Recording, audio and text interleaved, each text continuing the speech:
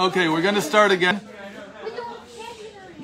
We're in the fourth class. Last time we talked about shiflus. The second and third classes were about lowliness, and today we're going to start moving into bittul. But to move into bittul, which is the opposite extreme in the nefesh, in the psyche, we have to first understand something basic about lowliness that we haven't talked about, but we hinted at it. And you can, if you remember the chapter of Shmuel base that we read last time, then you'll see that it fits perfectly with the theme. The movement of shiflus, it's a movement in the psyche. It's something that moves you. It moves you from below to above. Milemata lemala.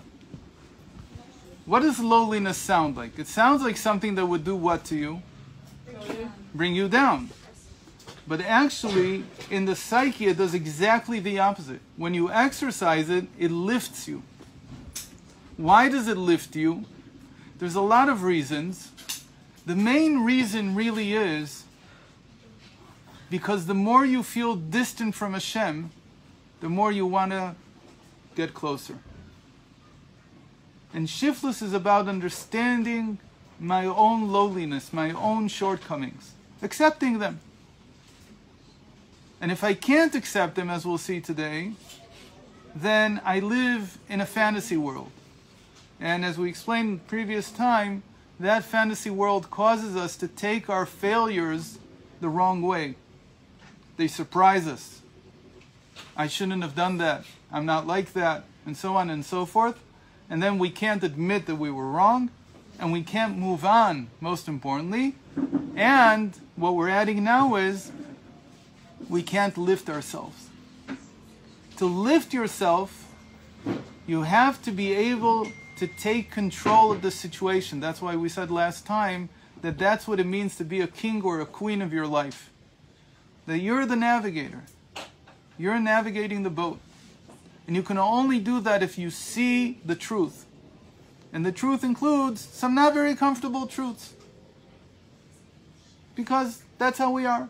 Hashem created us the way He created us, with all our problems. But the moment you can admit to them, the moment you can see them and face them, then you can take control of the situation. You're not a victim anymore of your nature.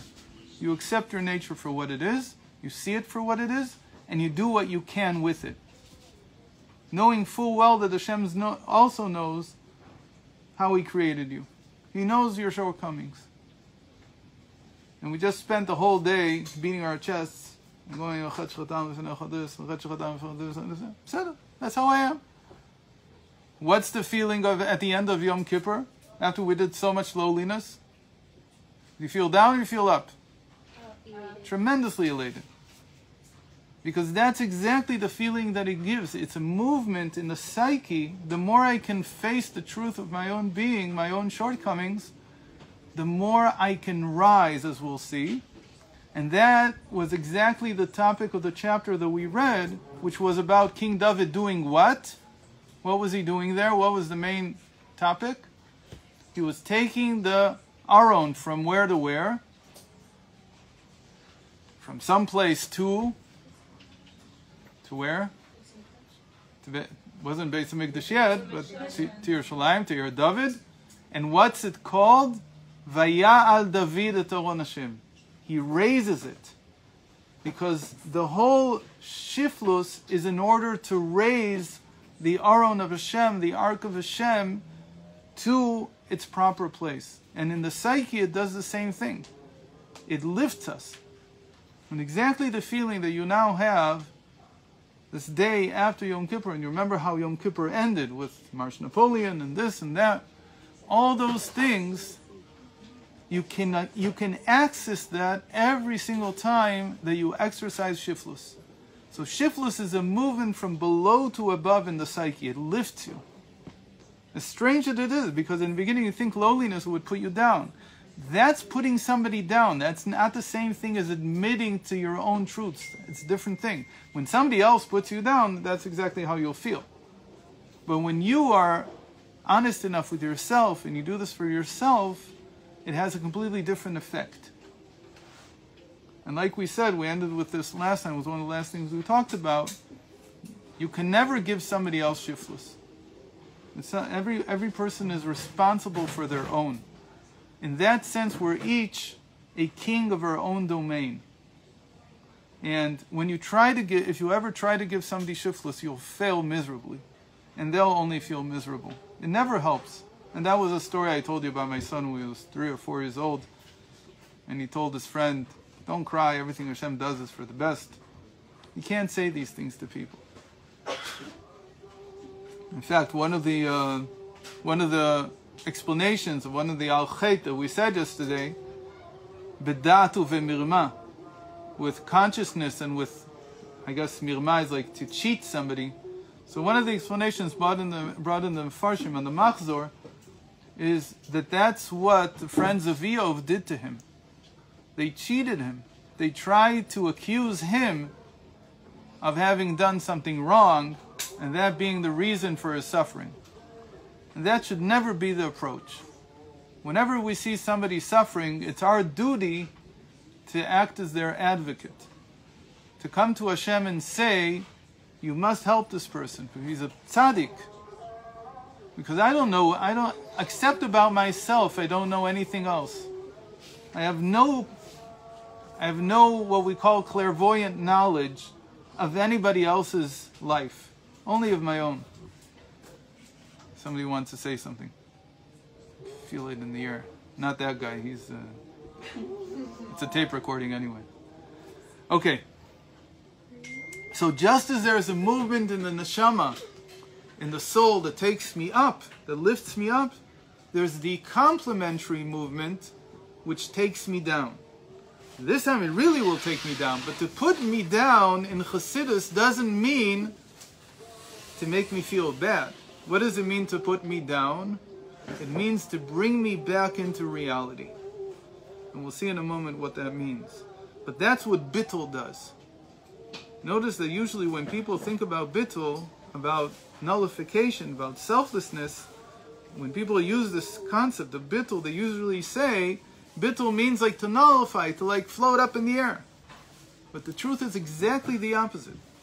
That bittul is about entering the mundane, going down into the world, entering this reality that's in front of us. And we'll have a few stories from the Alter Rebbe about this. So just to mention that today, Yud Aleph Tishrei was the yortzeit of probably the greatest tzaddik that lived in Yerushalayim in the last 100 years. His name was Reb Asher Freund.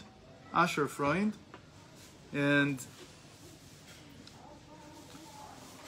you should know that many times when people from Yerushalayim would come to the Rebbe and they would ask him for a bracha or an eitz or whatever it was, the Rebbe said, why did you come to me? You have Rebbe Asher in Yerushalayim. Something that many times the Rebbe said this to people. Rebbe Asher was something completely out of extra world phenomena. Something that hasn't been seen in generations. And today's is yortzeit. And his great teaching was shiftless. I'll tell you just one story about him. And then we'll have other stories about him that have to do with bittul. The one time, you know how in Yerushalayim, the way that you advertise things is you put a pashkevil up. You know what a pashkevil is? No. It's basically like a poster board that's put up. It's a billboard? It's not a billboard itself. It's like a big poster, all black and white, just large black frightening letters, and they're poster size, and they put them up all over Yerushalayim. Usually in Ma'as Yarim they say that they hold up the walls. There's so many of these, glued to the walls that they hold up the walls, but it's not true. The walls are very strong there. But they're everywhere. Whenever somebody wants to advertise something, especially bad deeds that somebody did and everybody should be careful not to associate with them and so on, so they put up a pashkevil. And they usually start with the words, Ze'aka Gdola, great cry, or some kind of, it's a style. Reb Asher passed away, it's been a while. I think it's 16 years ago. Motzei Yom Kippur, 16 years ago, if I'm not mistaken. It was 16 or 15, I can't remember exactly. He had a lot of Chassidim in Yerushalayim. And he also had, as is the nature with anybody who has Chassidim, he also had a lot of Misnagdim. And the Misnagdim, one time, they put up a Pashkevil. And the Pashkevil, it said that Reb Usher had done some terrible averas. You can imagine what type. And it was a big, full poster with describing what he had done and how terrible he was, and so on and so forth. And when this went up, his Chassidim wanted him to go to the basin of the Eidah Charedis and to take them to Din Torah, to sue them in a rabbinical court. And Reb Usher wouldn't hear of it. Eventually, after they tried for a while to get him to do it, for a couple of days, and he wouldn't budge, and he just let it be. And everybody was reading this. All of Yerushalayim knew the terrible averas that Reb Usher had done. Eventually they called up his friend. He had a very good friend, was the great tzaddik of Tzfat at that time, Gedalia Koenig. And they told Gedalia, look, such and such happened in Yerushalayim back then, and this was in the 70s. So there wasn't that much traffic between Yerushalayim and Tzfat, so I guess nobody had heard about it in Tzfat, they only heard about it in Yerushalayim. They told Reb Gedalia, you have to come down and convince Reb Usher to take them to court so we can remove these pashkevils and then nobody should ever say these things again. So Reb Gedalia came down from Tzfat, and he came to Reb Usher's home. Of course, he tried to convince him. And he said to him, Reb Usher, it's not kavod of Torah, it's not the kavod of Chassidus, it's not kavod of the Baal Shem Tov, that people should say such things about a great Rebbe like you. Reb Usher said, I'm never going to take this down. In fact, I want to thank them. Thank them? Thank them for what? He said, finally, somebody wrote about how Reb Usher really is. He says, what? You didn't do these averas. What are you talking about? So he said, this is what real shiftless is. Do you think that the fact that I've never done these averas is to my credit? It's because of me? Who kept me from doing these averas? The Eibishter. Hashem. My nature could easily have done these averas. And finally somebody wrote about it. And I'm happy for it. And I thank them. And everybody should know that this is the real Usher. So they gave up. They left him up until it was taken down. That's shiftless. So I said before that we don't need to advertise our averas. Absolutely not. There's no need to advertise to anybody. It's between you and Hashem. And that's why it'll lift you. In the same way the vidu you say quietly, nobody has to hear what you said on Yom Kippur. It's nobody's business, it's only yours. But there are exceptions to the rule. The exception is somebody like Reb Usher, for whom saying about him, these weren't real averas, he never did them, but just saying about him what he's potentially capable of in his own eyes was for him b'ashgacha. It was something that he thanked them for it. And he said, if I ever have any feeling of arrogance, of self-aggrandizement, if I ever feel like I should patronize somebody and tell them I'm better than you, so now everybody knows what the real Usher is like. Now everybody knows what I'm really like. And they took that away from me. And for him it was a big blessing. It was a good thing. So not necessarily for us, again, because the rule is, but if it's false and you never did it, you don't have to necessarily Fight against it. It could be that it's a good thing even. That's how far he took this idea of shiflus. Va'iti shafal be'enai.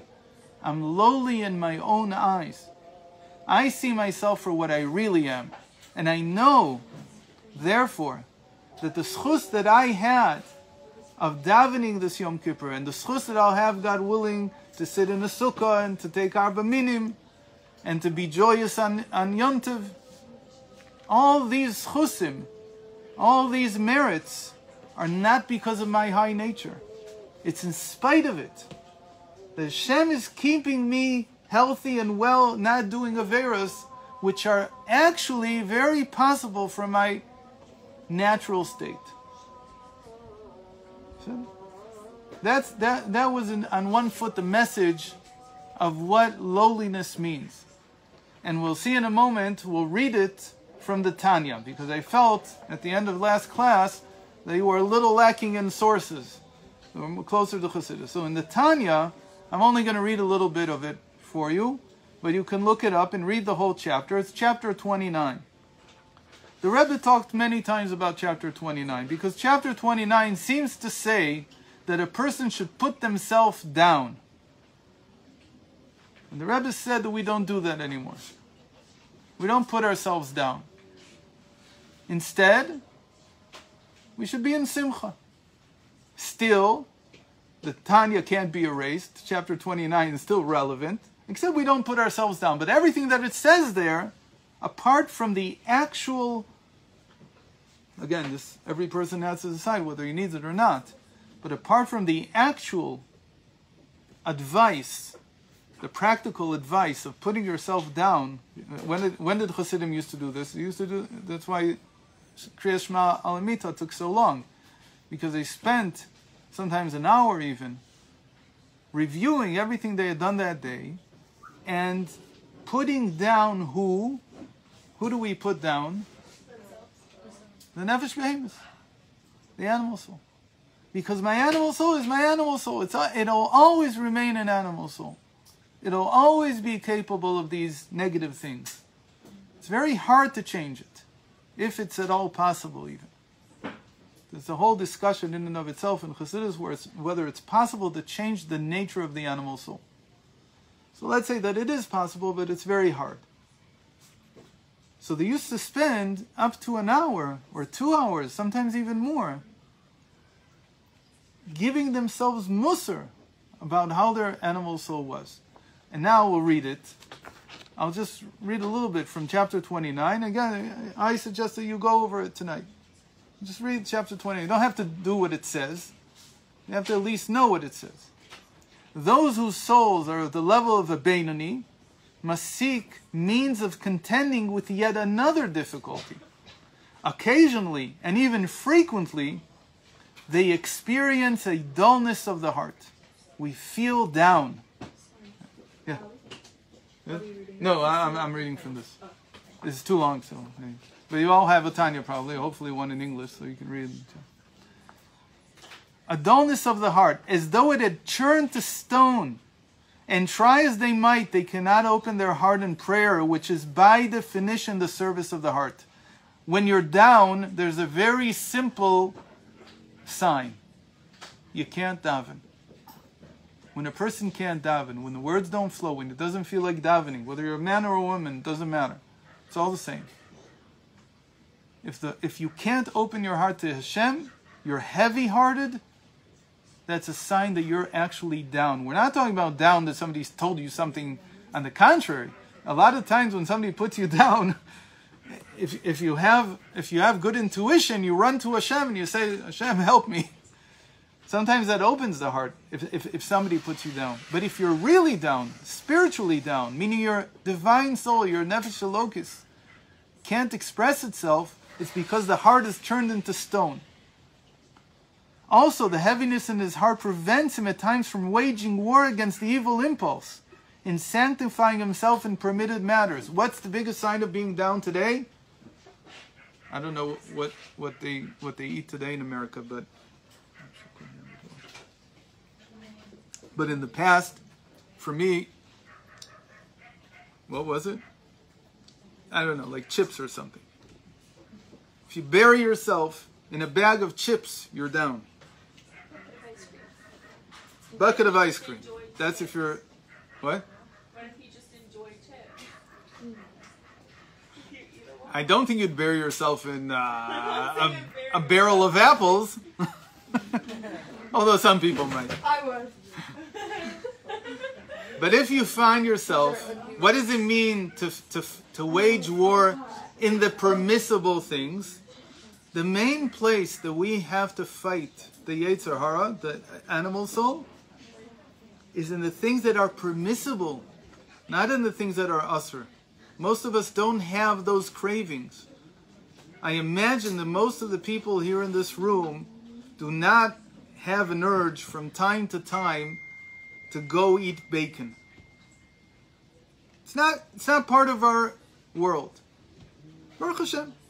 But what is part of our world? The things that have an OU on them, they have a Montreal kosher on them, and they have a this on them, and a that, all the biggest aksherim in the world. That's part of our animal soul. And that's called Kadesh Atzmecha B'Mutar Lecha. You need to sanctify yourself in that which is permissible. You have to understand, in a Jew, the animal soul craves that which is permissible, not that which is asur. If you crave something that's asur, that's not your animal soul. That in the Tanya, anybody knows where that comes from? He says in the Tanya where things like that come from.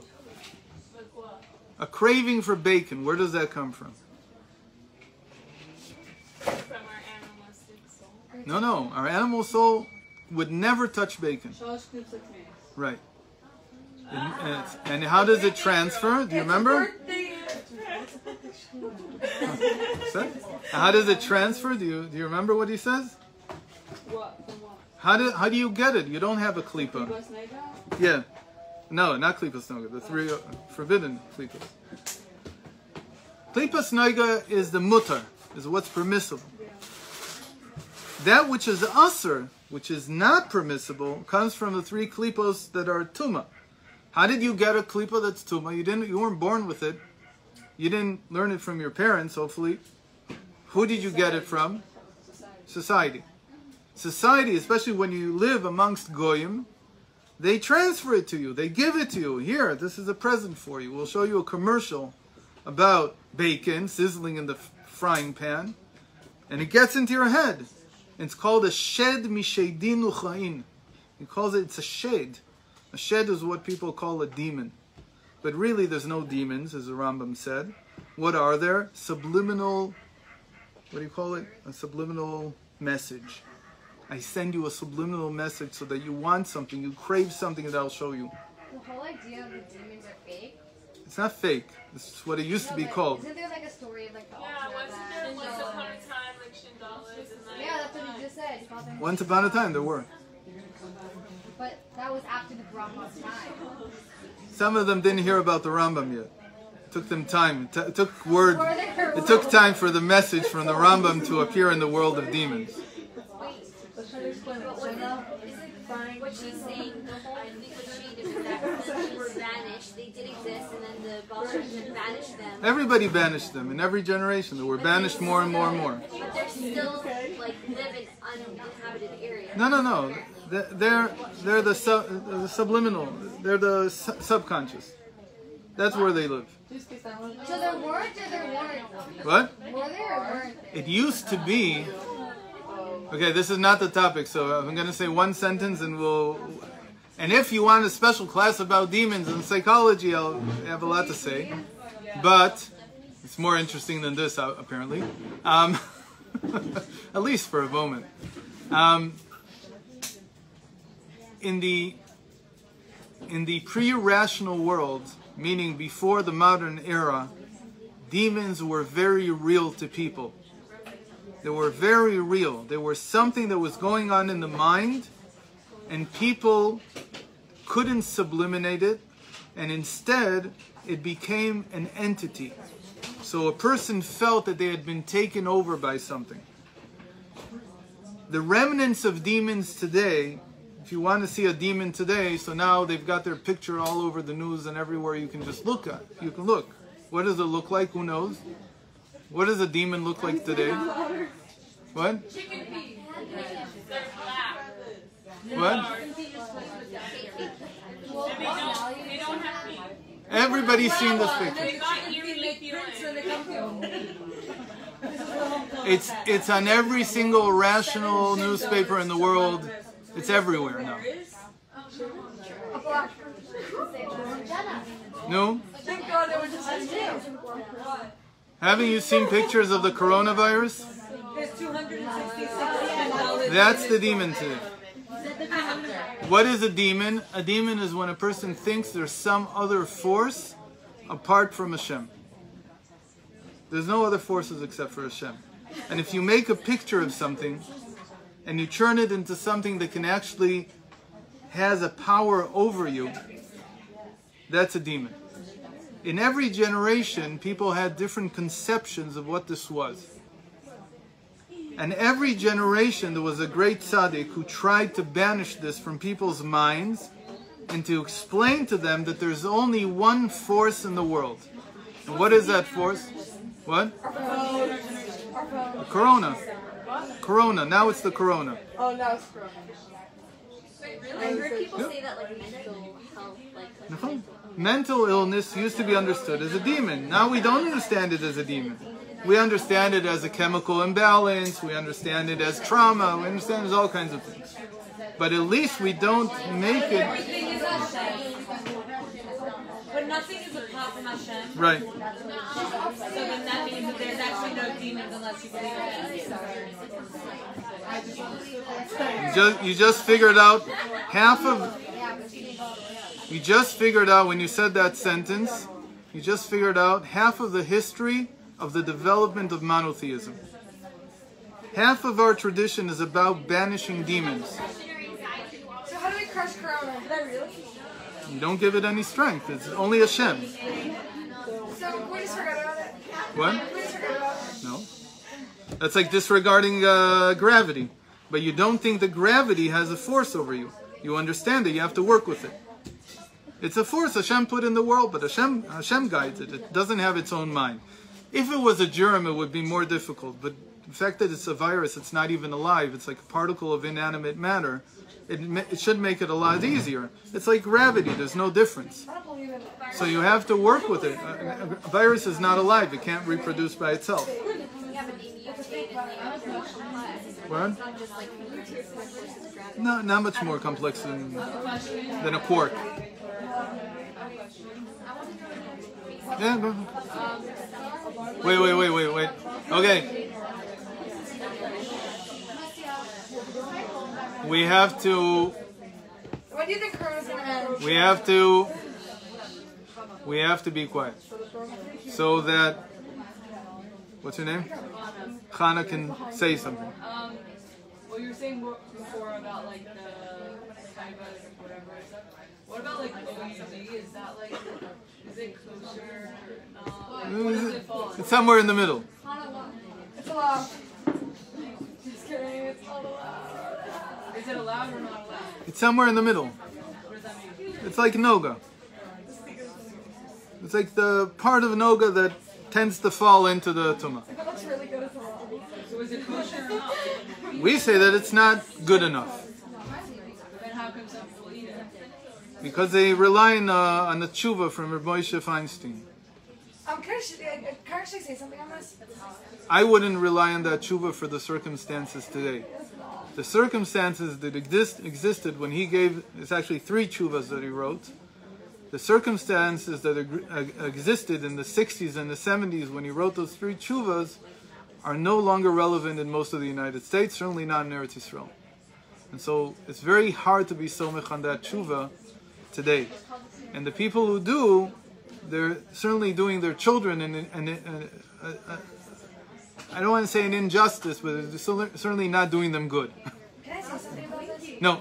So we're finished with this. So now we're going back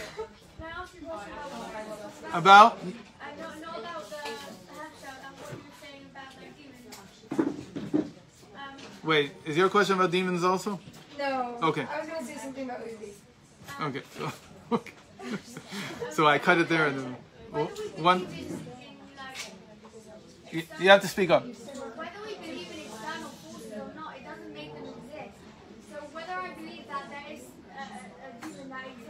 Hashem's, capabilities. That doesn't make it automatically exist. So saying that like demons only, affect you if you believe in them doesn't make sense. Because the fact that you believe that something exists outside of Hashem doesn't make that the case just because your tiny human mind believes that. It might you might be right, but it's not relevant, because when somebody worships an idol, worshiping it doesn't make it powerful. But it's still avodah zarah and tiareg bal ya'avor, and you have to give your life up and not do it. So it's about you. It's not so much about whether you give that force power or not. There's also things that have to do with that, like that we don't learn Torah and nittel, and I don't want to get into this whole topic because it's a little complex. But you feed other people's fantasies also sometimes, or their incorrect understanding, by accepting something. So that's sort of like why on nittel we don't learn. We don't want to feed their imagination.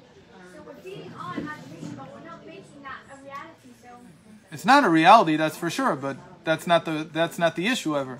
So how is it the case that if you believe in it, then it becomes real? I didn't say it becomes real. Did I say it becomes real? So that demons only exist for people who believe in it. No. They said it exists in the sense that only when people believe in these things is there anything to talk about. It doesn't make them real. Look, you know what a con man is? You've all heard of, what does a con man do? He takes your confidence. Meaning, what they do is, they suggest something so strongly in your mind that it becomes like a reality for you. So it really doesn't matter whether it exists or not, you believe it. Even when you see the guy with the balls, right, there's 3 cups and a ball underneath one of them, and he does this and this and this, and you're 100% sure that the ball is under this cup and it's not. That's confidence. He's showing you, he's doing it in such a way that you think you're following it, but you're not really following it. So you imagine that the ball is there. For you, the ball is there. Did they never exist? Of course nothing ever existed except for Hashem. I'm not saying that they were something, separate from Hashem. I'm saying that did Hashem make them exist at a point? In the same way that there's gravity, but it's not ever something that can act on its own. No, I know, but I'm saying that Hashem make them exist. It's not them. Again, it's how people imagined them at the time. It was a force of nature or something like that, and people imagined it in a certain way because it was very frightening to them, because they didn't know how to interact with it, how to subdue it. They didn't know. Okay, we have to start with it. I promise that if you want, we can have a 5-hour class on demons, because there's so much to be said. But the bottom line is, and that's why we got into this, is that if a person feels that he can't control his craving for something that's permissible, that's a sign that you're down, says the Tanya. That's a sign of being heavy-hearted. Are we talking about the same thing? Same topic still? But now we have to focus on this topic. So next time. So if you feel that you have to drown yourself in a bucket of ice cream or chips or whatever it is, that means you're down because you can't control your urge for something permissible. That's exactly what it means to be down. How do you lift yourself? Permissible? Why is it not permissible? It is permissible. You're allowed to eat chips and you're allowed to eat ice cream if it has a good hechsher. But having a good hechsher doesn't make it okay. There's in the Yom Yom, I don't remember what date he brings this for, but he says that the first 6 months that people came to the Alter Rebbe, they spent breaking their urges for things that are permissible. That was the first 6 months, before they even thought about entering into Yechidus with the Alter Rebbe. Because if you can't control your urges, if you overeat or oversleep, or you're not in control of yourself, that is not because you're weak, says the Tanya. It's because you're down. When you're down, you're tired. When you're down, you eat too much. When you're down, you indulge yourself in permissible things. That's the sign. If you can't devote yourself to what you know you're supposed to do, to the task at hand. What would consider being weak? Weak? Chaz v'shalom, person has weak lungs. He has weak muscles. So that's what makes him weak. He's naturally weak. So everything But else when we're weak, it's from our mind. It's from our psyche. And the psyche needs to be healthy. And the only way to make it healthy, what we're going to read in a moment in chapter 29, is by breaking, mamish, by putting down with lowliness the animal soul. You have to do it. Now, like I said, you don't have to practically do it, but you have to at least understand where this is coming from. In this case, when you're heavy, the advice given in the Holy Zohar is a wooden beam which does not catch fire should be splintered. You all heard this.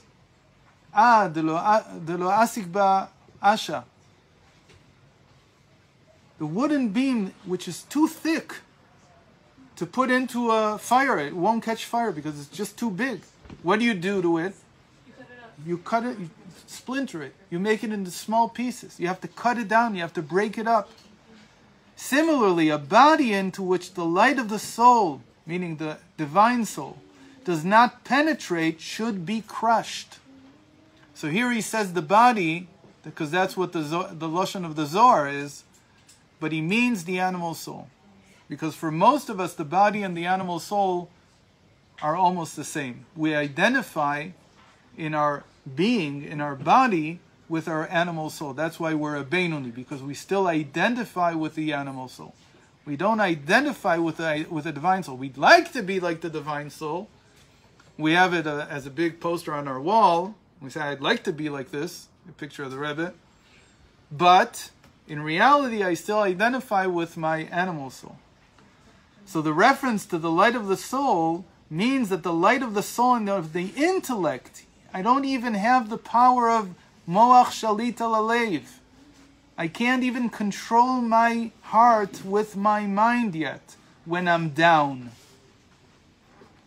Does not illuminate to such an extent as to prevail over the coarseness of the body. Thus, although he understands and meditates in his mind on the greatness of Hashem, yet that which he understands is not apprehended and implanted in his mind. He can't bring it into Pnimius, to the point where it enables him to prevail over the coarseness of the heart because of the degree of the mind and heart's coarseness and crassness. What is the cause of this? The cause of this deficiency is the arrogance of the klipa of the animal soul. The arrogance here is the false image. The false image I have of myself that I'm already a tzaddik. And the sign of it, again, is that every time I do something wrong, I fall down. Because how could I have done something so terrible? How could I have put down my friend? How could I have been late for this? How could I have done... What do you mean, how could you? You're arrogant if you think that you can't. Of course you can. You're still you. You're still the same animal soul that you were born with. Nothing's changed. Only your fake image has changed. You've created a fake image of self. And it's not true. So it's to see the truth, to see clearly, to break the image. Really what we're breaking is this false idol that we all create. To use an image that a friend of mine likes to do a lot. We all have a little avodah zarah that we polish and we clean and we shine and we keep it right here where nobody can touch it. We all have an idol right here. That idol is the image of the self that we all carry around. And we take it out once in a while, and whenever something goes our way, we polish it a little more. See, I'm really good, I'm really like this and like that, and I have all these great successes and all these, everybody likes me, and I've done this and I've done that. And we put it back here. And we keep it really nice and safe, so that nobody takes it away. You have to shatter this thing. You have to break it. Because it's just an idol, it's nothing else. Yeah. So what's the balance between like motivating yourself to be better and to grow and to acknowledge when you've come far, or when you've accomplished something, and keeping yourself in check and keeping yourself humble. Because it sounds like shiftless is a contradiction to motivating yourself and inspiring yourself to be better, or acknowledging how far you've come. So let's break it up into two parts of what you said. One is to motivate myself, and the other is to acknowledge the good. Okay?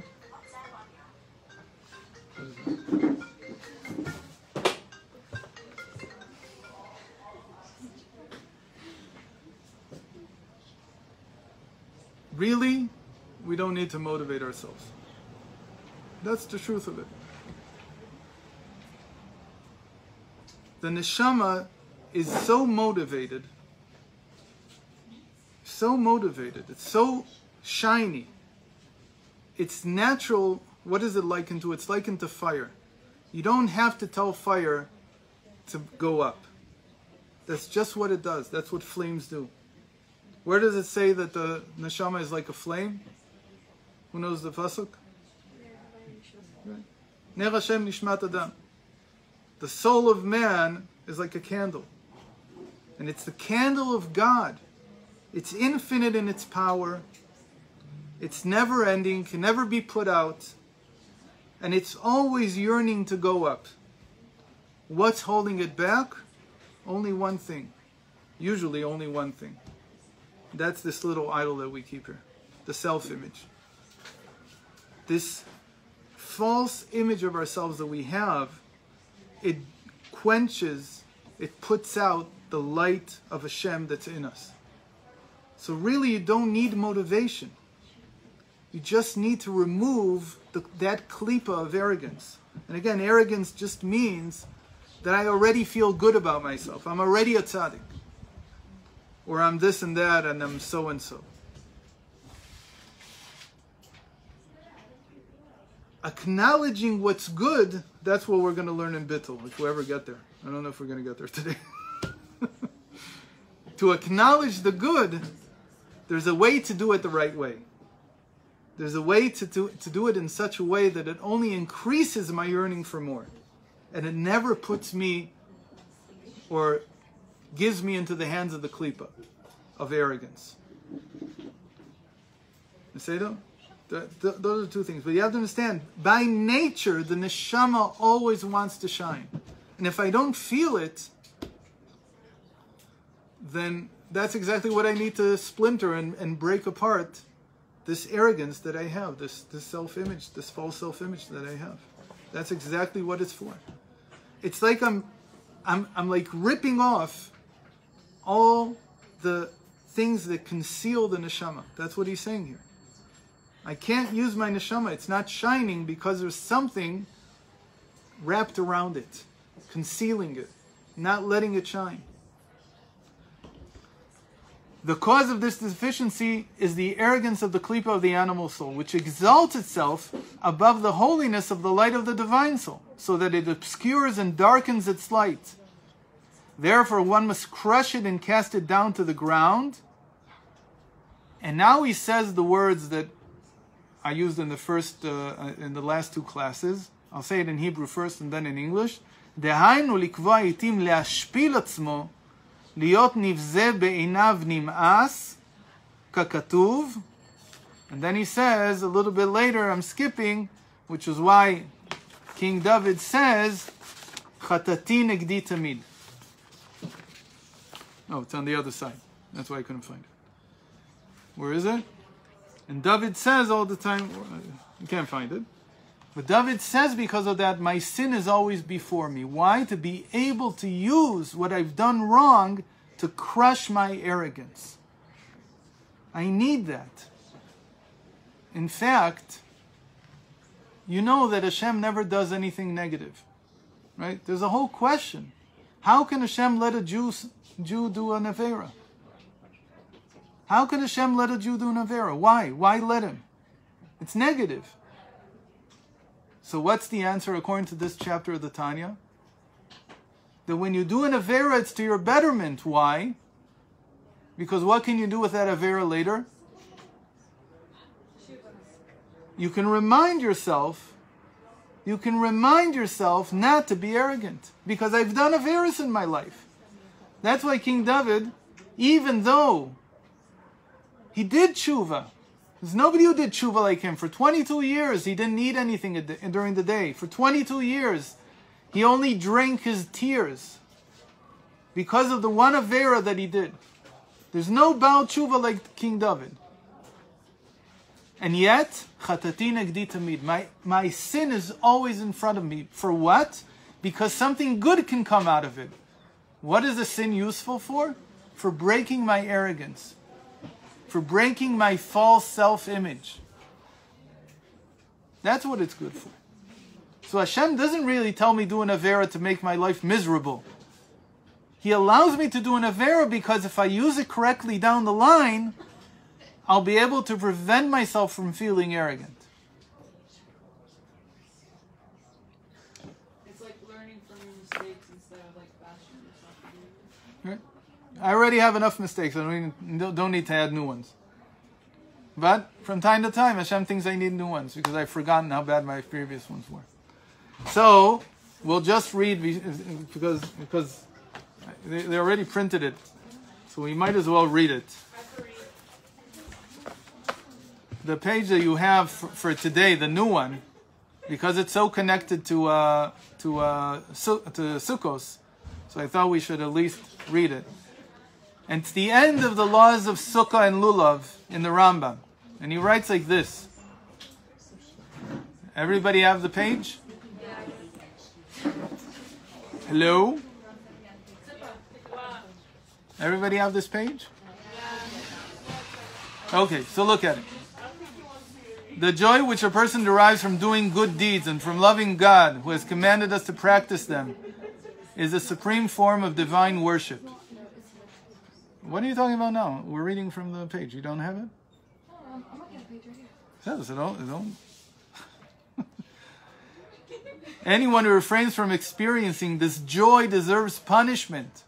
If you can't take joy in mitzvos, he says, you're actually punished.